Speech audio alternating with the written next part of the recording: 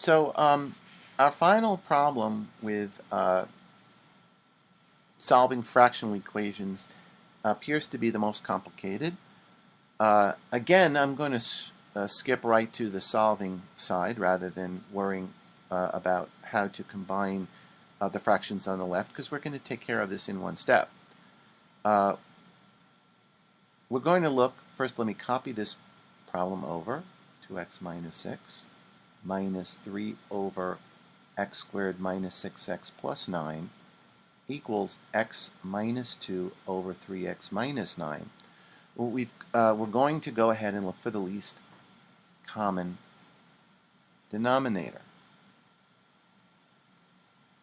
on the left-hand side. Okay. And in order to help us do that, we're going to do some factoring because we really want to take a close look at the various factors.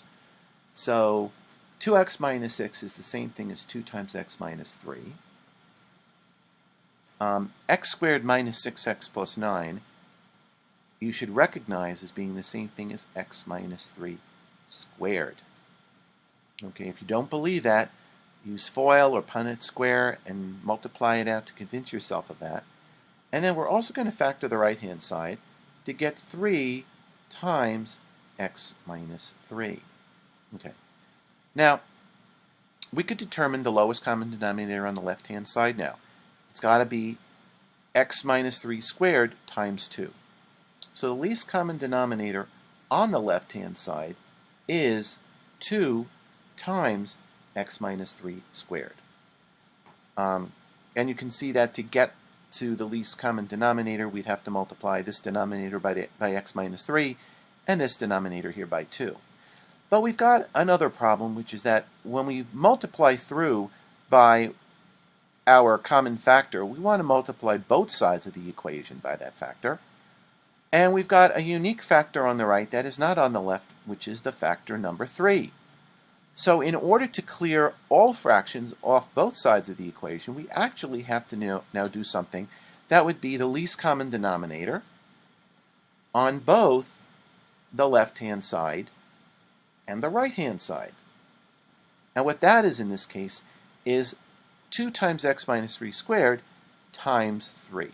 So what we're really looking for is to multiply both sides by 2 times 3 times x minus 3 squared. And that ought to cancel out every denominator throughout this entire fraction and ought to give us an equality that's just in terms of x without any fractions. So let's go ahead and do that. Let me rewrite the equation with the left-hand side separate from the right-hand side. So we've got x over 2 times x minus 3. I'm going to keep it in factored form to facilitate the multiplication equals. But now I want to multiply the entire left-hand side by 2 times 3 times x minus 2 squared. I'm sorry, x minus 3 squared. Okay, so that is my entire left-hand side. And now my right-hand side, I'm still going to multiply by the same factor, 2 times 3 times x minus 3 squared. And I'm going to, of course, my right-hand side was x minus 2 over 3 times x minus 3. Okay, so there is my, let me zoom out a bit so you can see both sides, sort of what I'm doing there. And now I'm just going to do the multiplication. I'm going to pay special attention to the factors in the denominator and numerator which cancel. Well, every one of these denominators is going to cancel because I have a lowest common denominator from both sides. But what's left over is important because that's what gets multiplied into the numerator. So this first term here, the 2 and one of the x minus 3's cancel out, leaving a 3 and the other x minus 3. So my numerator here is x times 3 times x minus 3 to the first power. Minus, now let me take a look at this denominator. This denominator here cancels out both of the terms x minus 3 in this factor here, leaving over 2 times 3, which ends up in the numerator. So I subtract this by 3 times 2 times 3. So that becomes my new left-hand side. I haven't done all the multiplications yet, but that is what the left-hand side will look at. will look like. Now looking at the right side here, I've got x minus 3 squared times 2 times 3 multiplied by this factor. Well, one of the x minus 3's cancels out from the denominator, but I still have an x minus 3 left in the numerator. And the 3 cancels out, but I'm still left with a 2. And then I'm also left with an x minus 2. So that is what I'm ending up with on my right-hand side. I've canceled out the 3 and one of the x minus 3's. That leaves me a 2 times x minus 3, but also the x minus 2 that was still in the numerator. So let me multiply this out a bit. Simplify it. 3x times x minus 3 equals, minus 18, right? 6, 12, 18 equals 2 times x minus 3 times x minus 2. So this is my equation. And you can see how I got it from the above multiplications. So now, how to solve this? Well, it's a quadratic. We're just going to have to multiply things out. There's not going to be any easy way to do this. We're going to have to multiply things out. So multiplying 3x squared, distributing the 3x over x minus 3, we get 3x squared minus 9x minus 18 on the left. And we're just going to have to do this multiplication. We're just going to have to multiply x minus 3 times x minus 2 times 2. And if you FOIL it, or if you can sort of do it in your head, this is x squared minus 5x plus 6. It helps that this we saw this not too long ago in one of the earlier problems in this chapter. Let's finish distributing, and then let's solve. So we still have 3x squared minus 9x minus 18 on the left, but that gives us 2x squared minus 10x plus 12 on the right. And we're going to go ahead and add 18 to both sides. 3x squared minus 9x equals 2x squared minus 10x plus 30. And I'm going to add 9x to both sides.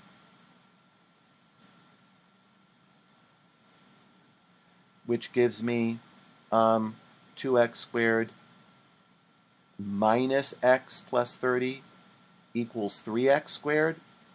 And then I'm going to subtract 3x squared from both sides, which is going to give me 0 equals negative x squared minus x plus 30.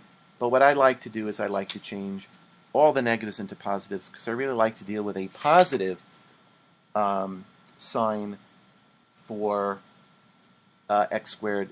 So I'm going to multiply both sides by negative 1, which I can do, change all the signs, and this is what I get.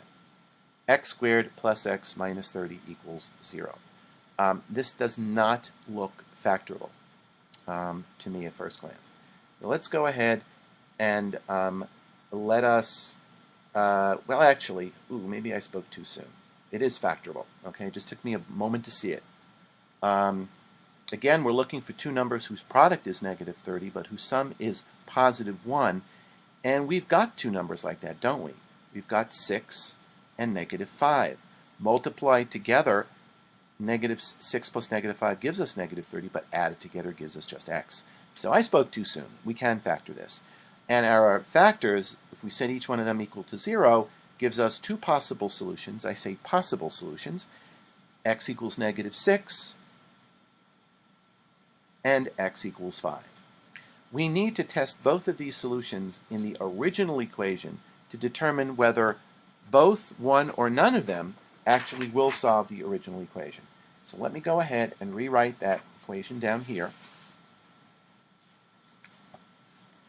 which was, let me actually copy it from the original, which was x over 2x minus 6 minus 3 over x squared minus 6x plus 9 equals x minus 2 over 3x minus 9. And we said the two solutions were x is equal to negative 6 or x is equal to 5. So let's plug in x equals negative 6 and let's see if that can work. Well, that would be negative 6 over negative 6 times 2 is negative 12, minus 6 is negative 18. Minus 3 over, well, negative 6 squared is 36. Minus 6 times negative 6, which is a plus 36, plus 9, equals negative 6 minus 2 is negative 8, over negative 6 times 3 is negative 18, minus 9 is negative 27. Whoa, let's see if that works. Okay.